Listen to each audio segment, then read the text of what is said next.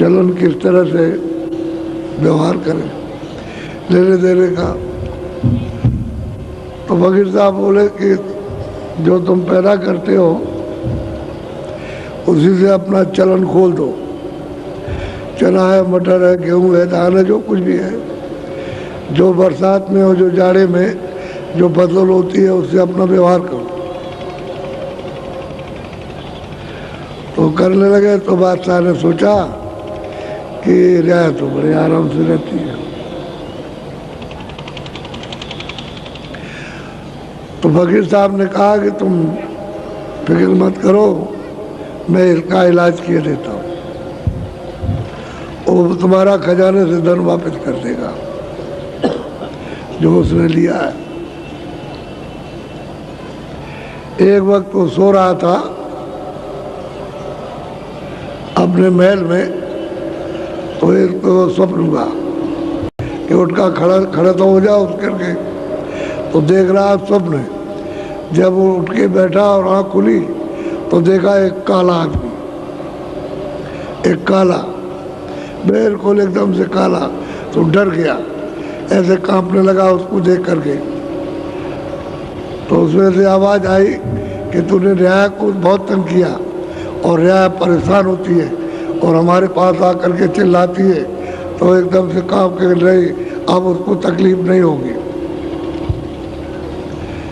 जब गायब हो गया, वो गायब हो गए। गायब हो गए तो उन्होंने अपने अधिकारियों को बुलाया, कहा कि देखो भाई, जितना भी धन तुमने इकट्ठा किया है सब प्रजा में बांट दो, प्रजा को दे दो ताकि चलन हो उसका। हमारी तो मौत हो गई, हम तो मौत के घाट पर पहुंच गए, तो हमारा क्या रहेगा? फिर हम क्या करेंगे? क्या प्रजा रहेगी, क्या धन रहेगा? उसको जागृति आ गई, इतना कांपने लगा और काम करके डर करके अधिकारियों को बुला करके हुक्म दे दिया। बढ़ गया धन, प्रजा जो है सबकी सब अपनी सुखी हो गई, क्योंकि एक एक पैसा खींच लिया उसने। तो फिर उसके बाद में महल में सो रहा था, तो उसको आवाज़ आई कि अरे बेवकूफ़, तूने जाना कि मैं मरने जा रहा हूँ और ये मेरा क्या होगा, तो तू क्यों नहीं इसको सोचता? आवाज़ आई तो उठ के बैठ गया, तो देखा आवाज़ कहाँ से आ रही, तो किसी को देखा नहीं, बैठा हुआ और इधर उधर सुन रहा। फिर आवाज़ आई, अरे बेवकूफ़, क्या तू बादशाह है? किस बात का? अरे भाई जिसलिए आया उस बादशाह पर चल, ये जिस मिला फिर मिलेगा नहीं, ये जा रहा। तो सोचा उसने कि अरे कहाँ से आवाज़ आ रही। अब उसको ये लगन लगी कि ये किससे सुनने को मिलेगा। तो मौलवी के पास गया, मुल्लाओं के पास गया, उस समय के मुल्ला मौलवी, उनसे पूछा कि भाई हम तो ये जानते नहीं। कह लगे एक फकीर साहब कभी कभी आया करते हैं, इधर से इधर जाते हैं, इधर से इधर, कभी कभी, अगर वो कभी तो आप उनकी तलाश कीजिए, कहीं ना कहीं मिल जाएंगे। तो उसने उनको बहुत खोजा, लेकिन बहुत दिन हो गए, 6 महीने निकल गए, मिले ही नहीं। 6 महीने के बाद उनको मिले तो बहुत हंसे, कह लगे अरे बेवकूफ़, तू बहुत दिन के बाद आया, अभी तक कहाँ रहा? अब उन्होंने वो बात याद दिलाई कि हमने तो तुझको आवाज़ दी थी और तू खोज रहा था, तुझने तो कहाँ खोजता रहा? कह लगे अरे हम फकीरों को पहचानते, यही तो है चीज। अब वो क्या करते हैं फकीर लोग, इस तरह से बदल देते हैं।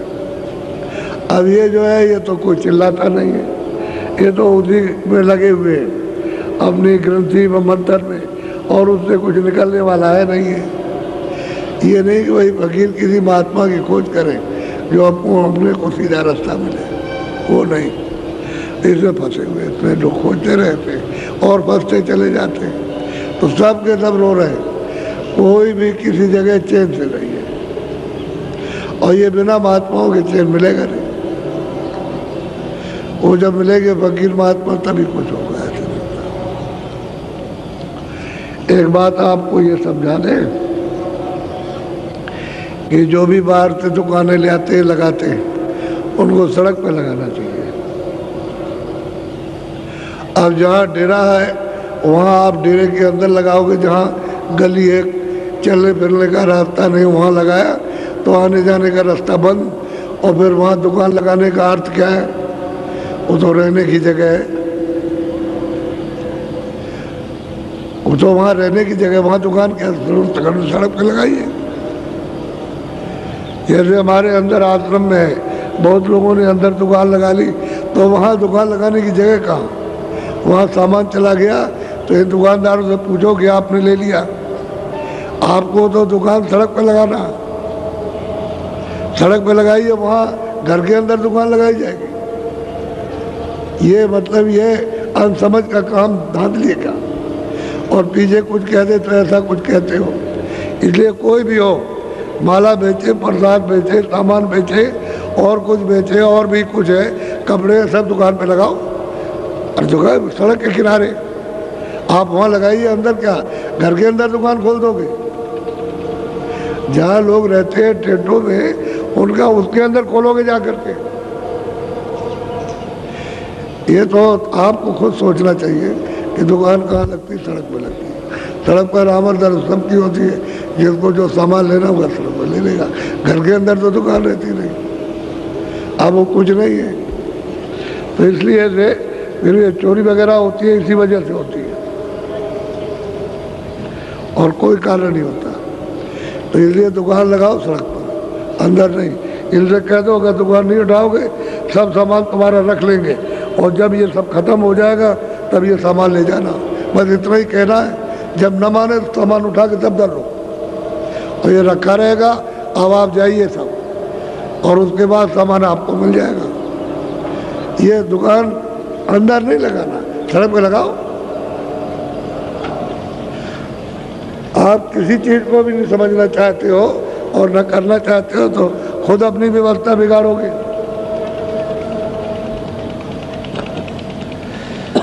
बोलो जय गुरुदेव। जब यहाँ अंधेरे में आया करो तो आते ही बस जैसे ही बैठे भजन करने लगे।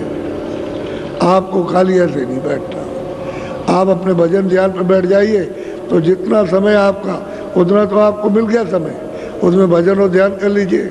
जब तक आए फिर सत्संग सुनने लगे। सब काम अपने एक साथ, आप बैठे हुए बात कर रहे हो, बात करने से क्या मतलब? स्थान में आए हो सत्संग के तो वहाँ भजन ध्यान पर बैठ जाओ, कोई सुमरन पर बैठ जाए, अपना यहाँ पूरा कर ले आकर। आप घंटे, डेढ़ घंटे, 2 घंटे आप बैठे रहते हो और उसमें कुछ नहीं करते हो। समय तो खराब हो गया। किस लिए बैठे हो? समय काम में लो तो भजन ध्यान करो। जो वह नहीं कर सकते यहाँ करो। आप कुछ नहीं, हम देखते हैं आकर के कि बस ऐसे ही बैठे हुए और कुछ नहीं है। अरे भाई जब आएंगे कि तुम भजन ध्यान स्मरण में बैठे हो तो जो आएगा बैठता चला जाएगा कि भाई ये कर रहे हैं, चलो हम भी करेंगे। ये होना चाहिए। जहाँ कहीं भी सत्संग में जाओ, अवतार पहले से पहुँच गए तो भजन बैठ जाओ, सुमरन में बैठ जाओ, ध्यान में बैठ जाओ। किसी को क्या मालूम ऐसे बैठ गए आप, अपनी आंख बंद कर ली तो क्या कर रहे हैं, किसी को क्या मालूम, चुपचाप बैठे रहो। वो जब देखेगा तो बैठ जाएगा। ये काम करना चाहिए। जब पहले से आकर के जगह घेर ली है तो जगह घेरने का मतलब है तुमको भजन करना। ऐसे बैठ गया आकर के और कुछ नहीं, समय खराब कर दिया। बोलो प्रार्थना बोलो।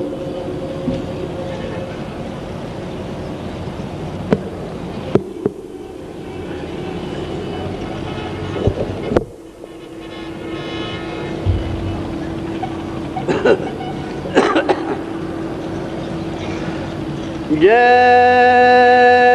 गुरुदेव।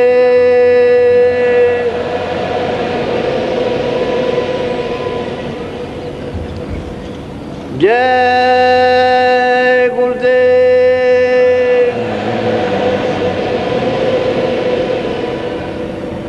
जय गुरुदेव नाम किसका? जय गुरुदेव नाम किसका?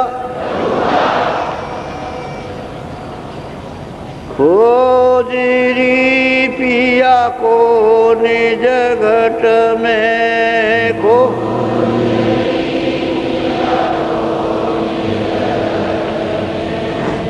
खोजरी पिया को निज घट में खो।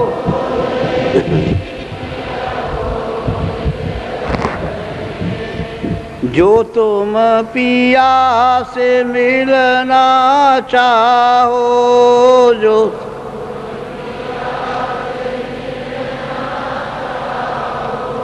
तो भटको माती जग में। तो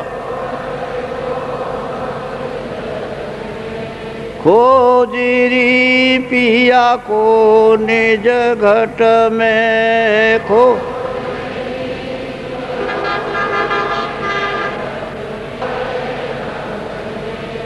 खोजरी पिया को निज घट में खो।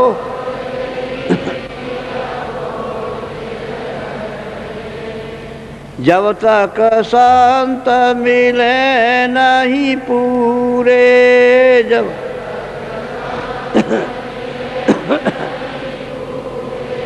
परे रहोगे अघ में। खोजरी पिया को निज घट में खो।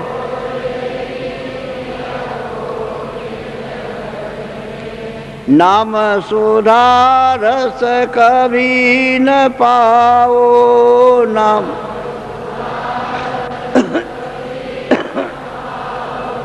भटको योनि खग में। खोजरी पिया को निज घट में खो।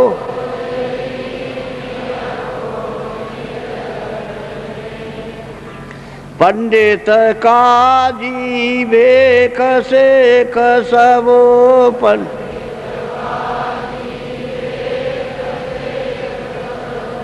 अटकी रहे डग डग में। खोजरी पिया को निज घट में खो।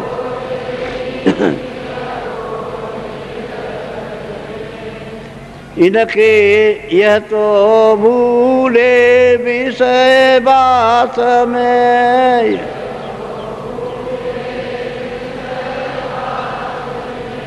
बर्मद से इनकी रग रग में बर।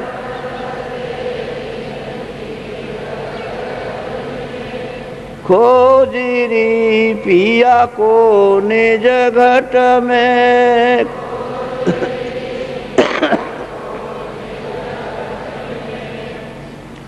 इनके संग पिया नहीं मिलना, इनके पिया मिले काहू साध समग में।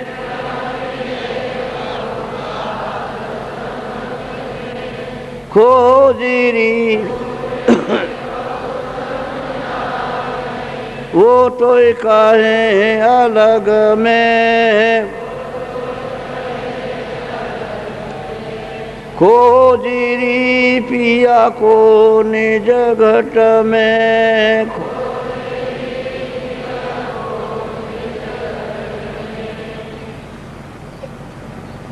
जय। कह रहे घना घोर आभार, जिसकी कोई उपमा नहीं दी जा सकती, इतना शोर है। और चल रही ये सब सुनाकर जितना भी उनको सुनाना था वो सब गोस्वामी जी को सुना दिया। कह लगे यार भाई तुम्हारा तो काम हो गया, अब घर में पहुंच गई हो, सब मंजिलें पार कर ली, घर में पहुंच गई। अब जिधर जा रही जाएगी तब भी सुनती जाएगी, आएगी तब भी सुनती रहेगी। रास्ता और वक्त खुल गया तो चलते भी देखते रहो, बैठे भी देखते रहो, सोते में भी देखो आप, क्योंकि वो तो फिर आँख बंद होने वाली नहीं है। हर वक्त देखिए। तो कहते हैं 24 घंटे घना घोर आवाज घाट पर हो रही है। बोलो। करिया सैनी घर सिधाई अपने अपने मंदिर। कहते हैं कि फिर ये दोनों की दोनों अपना सब समाचार बता करके और फिर अपने घर लौटी।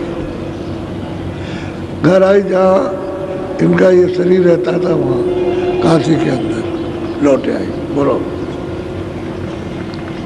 निस दिन उठे गगन घन घोरा तामे अटक रहे मन मोरा। सही बात तो ये है कि जब अंदर में चढ़ चले, जब वहाँ पहुँचे तो निर्दिन गगन कहते, गगन में घनघोर आवाजें कहते, मन तो वहाँ अटक गया। हर वक्त मन वही लगा रहता है, उसी आनंद। क्योंकि यहाँ तो आनंद खोज रहा था इंद्रियों के घाट पर, तो यहाँ तो आनंद नहीं मिला। जब आनंद मिला तो निर्जय हर क्षण वहीं पर बैठा हुआ अपने आनंद में, और मन वहाँ अटक गया। अब वो अटक गया, वहाँ रुक गया, तो इधर का करेगा। तो ये जगह सब फीका है, आसार है, इसमें कोई सार नहीं। तब उसको याद आती है कि इतने मुद्दतों से जब से आए तब से यहाँ फंसे रह गए। सब योनियाँ दिखाई देती हैं, किसी को जीव में गए, मछली में गए, कच्छ में गए, मच्छ में गए, जानवर में गए, नरकों में गए, जितने से 84 में, जल के जीवों में, थल के जीवों में, सब पता चलता कि हम इतने दिनों से किस किस योनि में गए। तब वो रोता और चिल्लाता कि इतने दिनों के बाद एक घर लौटने का ये समय बना। और वो भी है कि कृपा और दया नहीं होती और नहीं मिलते महापुरुष तो नहीं लौट सकते थे। तो मनुष्य शरीर आया और दरवाजे पर आकर बैठ गए, फिर लौट गए और दरवाज़ा छूट गया। जब मनुष्य मंदिर पर आकर बैठ गए तो दरवाजे के करीब हो। अगर यहाँ खोज लोगे दरवाज़ा ऊपर जाने का तो फिर चले जाओगे, और दरवाज़ा नहीं मिला तो लौट जाओगे नीचे। मनुष्य शरीर ये दरवाज़ा मिलेगा नहीं, और मनुष्य शरीर मिलेगा नहीं तो आपको मतलब ये है कि खानों में भटकना, तो जीव वहाँ चली जाती। अब वो कहते हैं कि भाई वो तो अंदर तो हो ही रहा, अब तो हर वक्त चालू हो गया। जब जारी हो गया हर वक्त, तो ये बनल घनघोर पर ये बंद होने वाला नहीं है। अब वो सब कह करके और सब समझ करके और घर गए। देविया घर लौट गई। बोलो। कर्मा धर्मा रहे पुण्य धोई और भये उठ पहुँचे। अब कर्मा धर्मा दोनों उनसे फौरन पहुँच गए, सवेरा हुआ पहुँच गए। और इन्होंने भी अपनी अर्जी की कि हमारा भी हे स्वामी हमारे भी कुछ सुन लीजिए। वो भी कुछ अपना अभ्यास जो देखा उन्होंने, जो सुना और जो ऊपर चढ़े वो भी सुनाना चाहते कि हे स्वामी हमारी भी कुछ प्रार्थना सुन लीजिए। बोलो। तीजे से कतकी उठी धाये तीनों बिर तुलसी पे। अब वो शेख तकी मियाँ थे मुसलमान। ये कौन मुसलमान थे इनको सब जानते थे, संपूर्ण काशी इनको जानती थी। क्यों? ये थे क्या? ये मजिस्ट्रेट थे, दरबार में न्याय करते थे। ये शेख तकी मियाँ, तो ये इनके पास पहुँचे कैसे? जब ये डंडोरा पिटा काशी में, को नाचते गए, गंगा जमुना नहीं मानता, इसको नहीं उसको नहीं, ईश्वर नहीं मानता, और ही और बात कहता, और ही और वर्णन करता है, जो यहाँ नहीं उसको कहता। ये तो सब कहते थे, चाहे वो कितने भी कुछ भी निंदा करे, लेकिन और ही और कहता, और जो हम नहीं देखते उसको कहता है। तो हम कैसे मानेंगे कि वो अब तो समझेंगे नास्तिक है।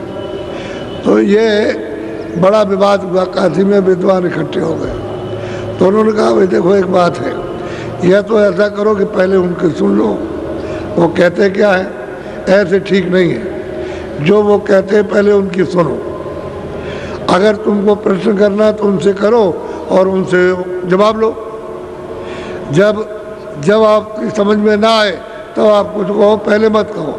या ऐसा करो जो शिष्य कोई उनके पास आता जाता हो तो उसको बुला लो कि भाई वो क्या बताते हैं, क्या कहते हैं। तो एक पंडित खड़े हो गए, उन्होंने कहा एक उनका जो शिष्य है वो उनके पास आता जाता और हमारे मोहल्ले में रहता है, तो नाम क्या है? कहते हृदय। हृदय नाम है, जात का ही है। तो कहा ठीक है, उसको बुलवा लीजिए।